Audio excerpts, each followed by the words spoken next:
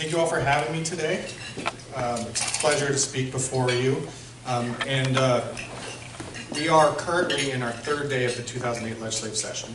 And above the other hats I wear as the executive director of the Washington Wine Institute, I'm also our chief lobbyist. So if I look already haggard or confused or trying to figure out how we're going to pass a capital budget or fix our water issues or make sure we protect the Washington wine industry, that's what's going on all here physically right now. Plus I have a 5 and 2-year-old, so again, you can imagine that they are two boys and they're absolutely fantastic. But they keep me young, that's what I'd say. So anyways, thank you so much for having me today. It's really a pleasure. Especially as the head of a trade association myself, I really understand the value and the passion and drive that the Federal Way Chamber of Commerce has for its members and the amount of work that Becca and her team does for you on a regular basis. For me, I wanted to be here today to really both honor Abbey Vineyard that we're really proud of having here, as well as just talk a little bit about the industry itself. Maybe tell you a few things you may not know about the Washington wine industry, and some of the complexities within our industry, and then I'd be happy to answer questions for you. But I will dive right in. So how did I get here? So I don't want to say it's at least 6 months, probably a little bit longer than that. Again, I have a 5 and 2-year-old, so time moves in a different space for me. But I got a call from a vineyard winery. I bet you can tell which one. And they were asking me for help. And so I sat down with them and thought through how can we help. And the more they talked to me, the more about the challenges they have, I thought, you know who I need to talk to next? Okay, better? Okay. Do you know who I need to talk to next? And you think you all know the answer to that too? Becca. And so I sat down with Becca and I looked at her and I said, Becca, you're never going to believe this. And she looked at me and said, did you know you have a vineyard and winery in Federal Way? And she's like, tell me more. That is amazing. Something where she lit up, she got excited about it, and we worked together. And I really wanted to have her work with our vineyard and winery here in Federal Way and help them, and so far so good. So that is exciting. I think that's an example of that, of what your Federal Way Chamber of Commerce can do for you, what your trade association can do for you. When you have challenges, they step up for you and they find solutions. So the Washington State wine industry itself, as Mark mentioned a little bit, we are America's #2 grape and wine producer in the country. We are only second to California. And California is the Goliath in the conversation. They have about 4,000 wineries and make about 80-ish% of all of the country's wine. We have about 950 wineries, very proud of that number. And we are about 8% of the overall wine produced in the country. We have over 227,000 tons of grapes harvested, and we create over 26,000 jobs across the state of Washington, and as I put about $280 million directly, somewhere between around $4 billion overall. So from the Washington wine industry perspective, we're very proud of those numbers. A couple other things that is important to know about us is that we are a mix of new and old world styles. You see us thinking through our Bordeaux's and our Burgundies, and our Spanish wines, but also we're bringing new wines to the market. We're also, we're working really hard to bring the world-class sparkling in. We have a winery out of Walla Walla that recently won Best Bordeaux in the world. Beat the wines from Bordeaux. That is the cold number 41 out of Walla Walla. So if you drive through Walla, I really recommend you stop. And just examples of what we're doing as Washington State that many don't know about. Moving more into who we are, some of our challenges and opportunities, things that it's important for you to know as you look at the wine industry and understand us better. We have several challenges that face us on a regular basis. One that I'm dealing with right now, which is our Washington State Legislature. They're both opportunity and challenge, as you can imagine, as well as our federal government, in making sure that the laws that exist for us are fair, balanced, and helping us grow and succeed rather than hindering our growth. We are one of the more heavily regulated industries that you'll find. We have to go through federal approval and state approval for every single label we produce. So when you pick up a bottle of wine and you look at it, know that what's on that label had to go through multiple sets of approval to even be able to exist. Beer doesn't have that issue, others don't have that issue. Wine is almost unique in that realm. So just from regulation-wise, it's something that we face on a regular basis and are challenged with on a regular basis. We also are both privileged and challenged with the fact that wineries are allowed to exist in all 3 tiers of our alcohol system. We're allowed to produce wine. We're allowed to wholesale, distribute wine as wineries, and we're allowed to retail wine. That is something that we have privileges of that most other states do not. And it's something that we're very proud of, but we all constantly have to make sure that those laws continue to work for us and how we understand how we operate in all the tiers to be successful wineries in Washington State.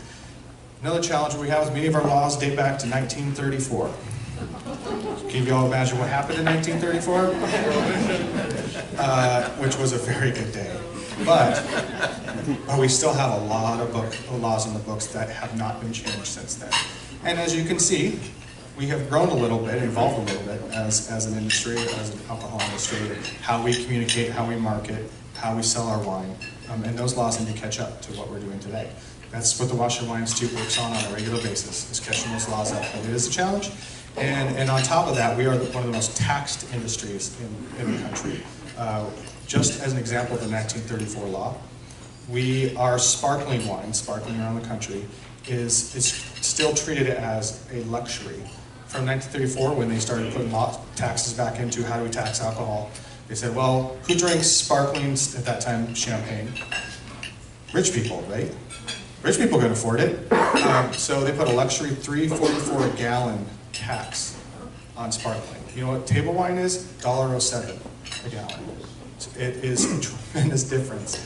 And law we're working on, we were just able to successfully get some tax reform in Washington, D.C. we're very proud of for our sparkling as well as all of our table wine.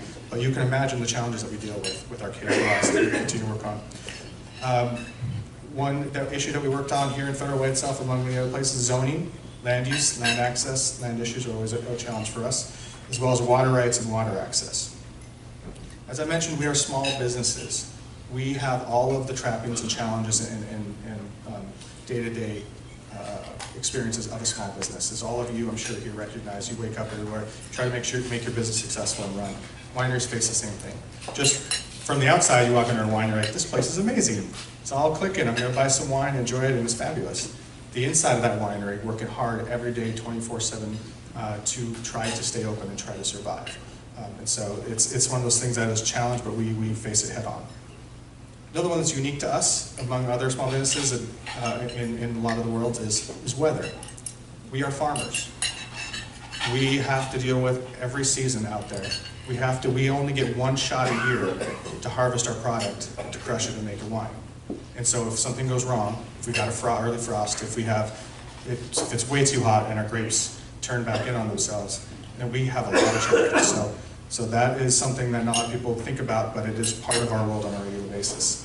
And then finally, and I'll come back to this at the end, we are constantly working on consumers understanding us and choosing us over other wines. So when you look at what wine you're purchasing, and you think about that, we are constantly challenged with making sure that people understand the value of Washington wine and choosing us over others. Some of our opportunities, as I mentioned, we are one of the most liberalized states in the country as far as what we're allowed to do. We can sell our wine in farmers markets. We can taste our wine in grocery stores. We can take our winery privileges off our winery 12 times a year and have events around the state. We can sell right out of our winery. There are some states in the country that still do not allow wineries to sell their wine in their winery. You actually can only ship it, maybe, and you can only sell it to maybe a restaurant or grocery store. There are laws across the country are interesting to say the least. But we have set a set of laws over the last 30 years that seem to be working for us and need to continue to work for us. We are growing faster than anyone else around the country. Like I said, a 4% growth rate in Washington State wineries. We are, fingers crossed, bringing more wineries to Federal Way, as well as Tacoma, because that's where I live, and I want other wineries in Tacoma as well, and every part of our state. And so that is something that we're working hard on and we're proud of. And part of that is the fact that we in Washington State are in an ideal area from a latitude perspective on where we're growing our grapes. We have a great soil, only 1 or 2 types. We are on the Columbia River for a lot of our growing. We have the ability to be able to keep our grapes dry on that side of the mountains and be able to grow 40 plus varietals. It's just tremendous for us, and it's something that we're really embracing and helping us grow. We also are yet to be challenged with huge water issues where California has gone through several droughts, as we all know. And then finally, this is something that we try not to take for granted, but I think is one of our best features, is we have the it factor. As Washington wineries, you come in and your experience is you get to drive, likely drive through a vineyard. You get to park and walk into a beautiful space. You get to drive and you get to taste some of the best wine in the world. And we have that, and we have to harness it and use it. So that's some of the opportunities, the challenges we have. Who we are as Washington State Wine, and again, from the Federal Way Chamber perspective, I just want to thank Becca and her team for being such tremendous champions for Abbey Vineyard here and for any winery coming into this city. I will leave you, and I'll hand it over to Dinas with 2 challenges.